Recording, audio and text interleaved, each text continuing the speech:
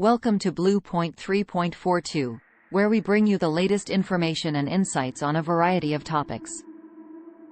Today's topic is managing fear and panic. Fear and panic can be overwhelming, but there are strategies and techniques that can help you manage and overcome them. Fear and panic are natural responses to perceived threats and can be triggered by danger, uncertainty, and stress.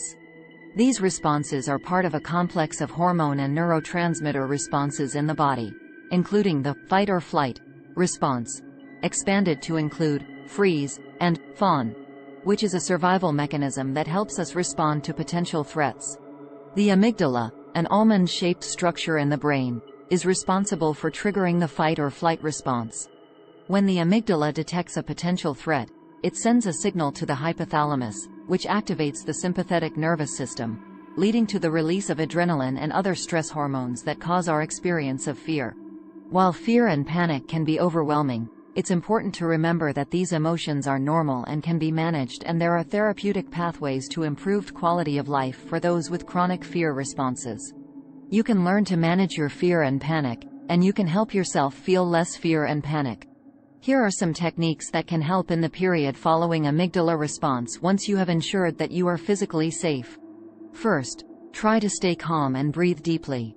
A technique called square breathing can help to even out and stabilize your breathing. To square breathe, count in your head or tap your fingers on your palms or another surface for a slow count of 4 for each phase of breathing. Inhale, hold, exhale, hold. The trick of this particular pattern is that each phase is of equal duration, making it square. You can do this yourself, with the help of a companion, or using any of several available apps. This can help slow down your heart rate and reduce muscle tension. The feedback cycle between your body and your brain means that if you can relax the response in your body, you can also relax the response in your brain, allowing your higher processing functions to come back online, to help you manage the calming process further. Usually, slow, deep, and even breathing will also cause your muscles to relax. If you find your breathing is controlled but your muscles are still very tense, and this distresses you, you can try progressive muscle relaxation in conjunction with square breathing, where you go through the muscle groups of the body, tensing them for a few seconds and then releasing them.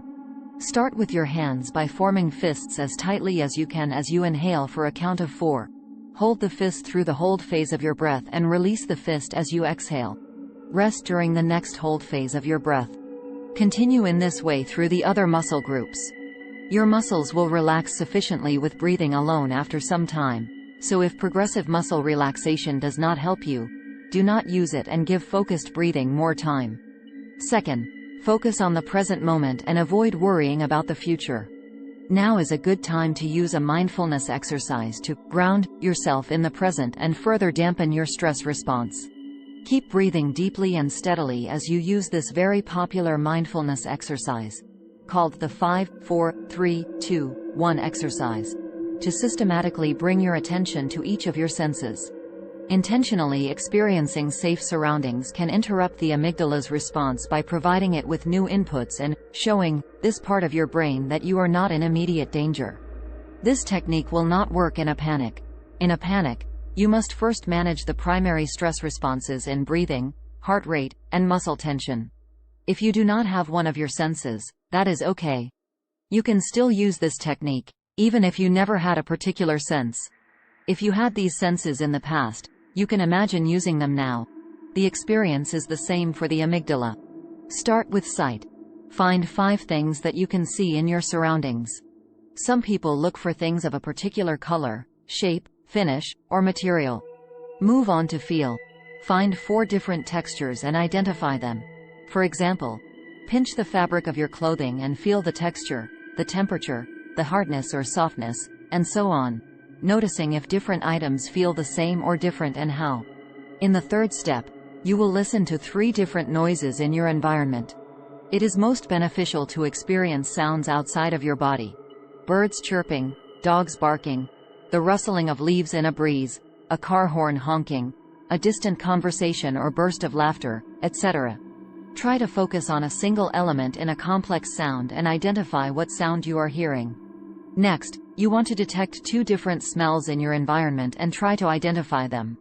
If you can't find two smells, then think of two of your favorite smells and imagine you can smell them now.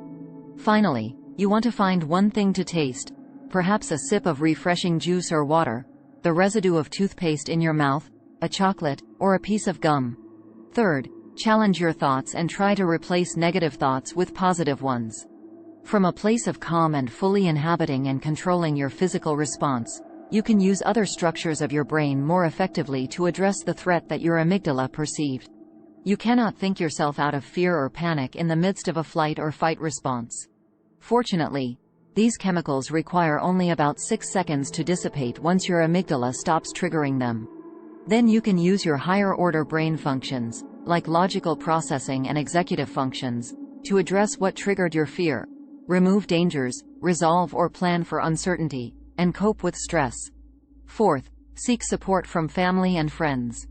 Talking about your fears and concerns can help you feel less alone and more supported. Naming your fear and identifying where it comes from can remove a lot of the power it has over you. Confiding in people you trust can help dissipate the intensity of your fear, and mulling over strategies or solutions with friends can help you make plans to address and alleviate the causes of your fear with confidence that you have the best solution available. If fear or panic is affecting your life, seek professional help. There are effective therapies and practices to reduce and manage the fear response so that it is less of an impediment, and a professional can help you identify and access them. Fear can be an unpleasant emotion because it can make us feel like stowaways on an out-of-control carnival ride, but it is not always bad. Fear can help keep you safe, keep you on track, hold you to your values and principles, remind you of what is important to you, and energize and motivate your actions. Fear can be a powerful ally, but too much of a good thing can be bad, so we still need to manage it by staying calm, focusing on the present moment, challenging negative thoughts, and seeking support. You can overcome fear and panic and enjoy more of your life. Thanks for joining us on Blue Point 3.42. Tune in next time for more informative content on a variety of topics.